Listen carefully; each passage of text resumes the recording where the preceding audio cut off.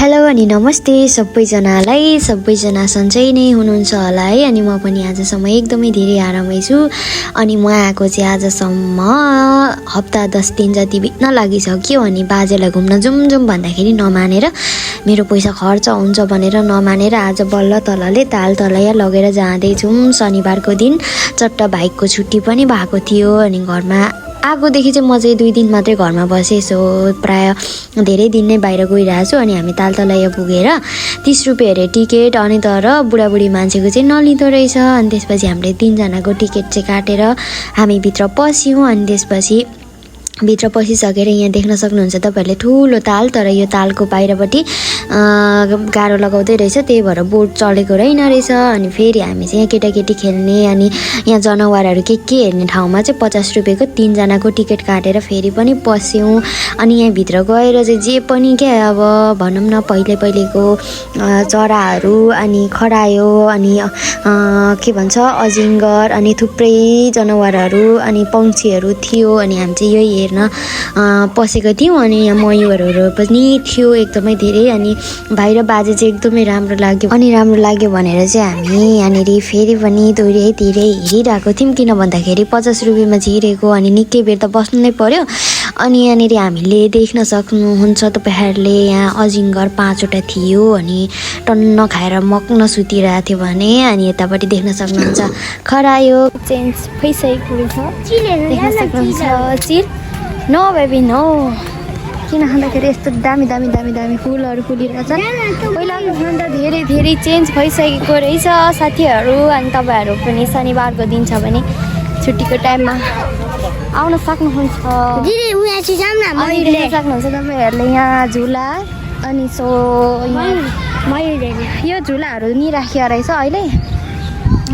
अनि मेरो भाइ चाहिँ अझै नि मयुर नै हेर्न जाने हुनेछ। यो के अरे यसको नाम घसीटाराम। अनि यो डक्टर झट्का जोन बनेको पातलु एन्ड मोटु एन्ड चिङ्गम सर। देख्न सक्नुहुन्छ साथीहरू बच्चाहरू दामी। अनि यता पनि यहाँभित्रको टिकट चाहिँ 50 रुपियाँ मात्रै। अनि यहाँ चाहिँ देख्न सक्नुहुन्छ हात्तीको बच्चासँग चाहिँ बाजेले फोटो खिच्छु भनेर चाहिँ पुरा मूर्तिसँग चाहिँ नमस्ते गणेशजी भनेर चाहिँ नमस्ते गरेर फोटो खिच्दै हुनुहुन्छ। अनि अस्तितिर चाहिँ घुम्न जाउँ भन्दाखेरि मेरो पैसा सकिन्छ भनेर पटक्कै नमान्ने। अनि बाजेको दोस्रो डेस्टिनेसन भनेको चाहिँ पोखरा अरे क्या। अब पोखरा जाने अरे बाजे। अनि प्लेनमा चढेर पोखरा जाने ठुलो सपना छ हाम्रो बाजेको। किन भन्दाखेरि हाम्रो बाजे मर्नुभन्दा अगाडि नै बाजेको सपना चाहिँ पुरा गरिदिने कुरा छ। अब अङ्कलहरू आएपछि अनि त्यसपछि म चाहिँ यहाँ देख्न सक्नुहुन्छ अस्ति ट्रेनमा नि चढेँ, अब प्लेनमा पनि चढेँ, अब ठुलो हवाई जहाजमा के भन्छ हो त्योमा मात्रै चढ्न बाँकी छ साथीहरू। अनि बाजेलाई चाहिँ मैले भनेको ल हाम्रो यहाँ चढ्नु न ल। बाजे चाहिँ पोखराको एयरलाइन्समा। अब यो कुन बुद्ध एयर हो कि कुन एयर हो बाजे? अब यहाँदेखि पोखरा पुग्नु ल।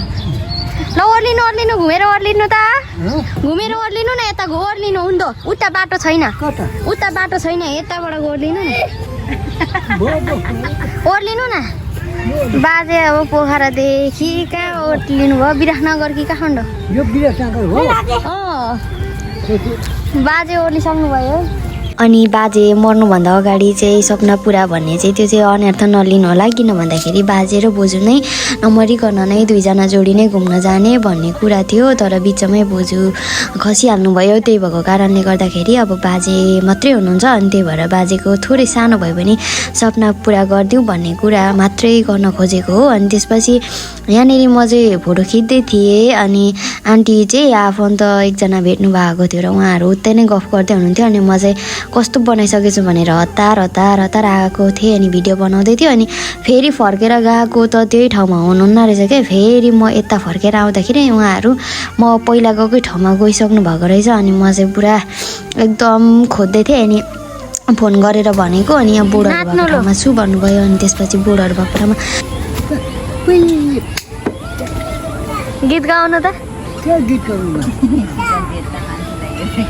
अनि यहाँ देख्न सक्नुहुन्छ तपाईँहरूले यहाँ भित्र चाहिँ पसेर ढुङ्गाको कस्तो दामी दामी आकारहरू खोपिएको छ अनि मुटुको अनि देख्न सक्नुहुन्छ थुप्रै थुप्रै मूर्तिहरू चाहिँ यसरी मजाले खोपिएको छ अनि पहिलाको भन्दा चाहिँ धेरै चेन्ज अनि फुलबारीहरू दामी दामी बनाएको रहेछ अनि सफा देखिन्छ हैन अनि यहाँनिर देख्न सक्नुहुन्छ यस्तो वातावरण पनि एकदम सफा सफा अनि फेरि हामी चाहिँ फर्केर आएर यहाँ भाइले चाहिँ मृग हेर्ने भनेर हामी चाहिँ भुइँमा भएको हरियो घाँस चुडेर चाहिँ मृगलाई दिँदैछौँ अनि हामी चाहिँ लगभग घर आयौँ अनि आन्टी भाइ अनि बाजे चाहिँ उता जानुभयो भने म चाहिँ चोकतिर सरर अनि नानालाई भेटेर मोबाइल पसलमा कभर किन्नको लागि गयौँ अनि फर्किने बेलामा चाहिँ यो मोमो चाहिँ एकदमै फेमस मोमो छ अनि हामी चाहिँ सोध्दै जहिले यहीँ खान्छौँ अनि यहीँनिर चाहिँ खानाका लागि आएको थियौँ अनि ऊ चाहिँ मजा अनि यहाँनिर चाहिँ खाँदा खाँदै दिदीहरू पनि बहिनीहरू पनि भेट भयो अनि खाँदा खाँदै लाइन गएर यहाँ देख्न सक्नुहुन्छ पङ्खाको लाइट बालेर चाहिँ हामी चाहिँ खाँदैछौँ अनि यो ज्या क्याफे चाहिँ सङ्गीत चोक नजिकै रहेको पारुहाङ चोकनिर छ अनि एकदमै मिठो रेसिपीमा तपाईँहरूले पाउन सक्नुहुन्छ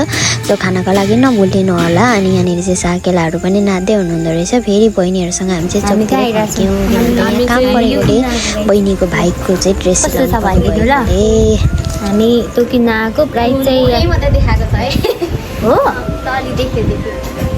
प्राइस चाहिँ तर एकदमै कडा छ खासमा हामी किन्न नसक्ने अवस्थामा पुगेको छ प्राइस चाहिँ यसमा चाहिँ मै किन्नु आएको है हो यो चाहिँ म दुलै हुँदाखेरि लाउनुलाई म चाहिँ दुलाई भइसकेको है अनि नो चान्स तर मसँग छ क्या यस्तो दुलै भइसकेपछि हुन्छ त हामी लगभग 1 घन्टापछि चाहिँ सबै फिनिसिङ भइसकेर हामी चाहिँ घरतिर लाग्यौँ अनि दिदी र बहिनी चाहिँ तलतिर चोकमै छोडिनु भयो भने म चाहिँ सवारीमा माथिसम्म आएँ thank you for watching that's for today.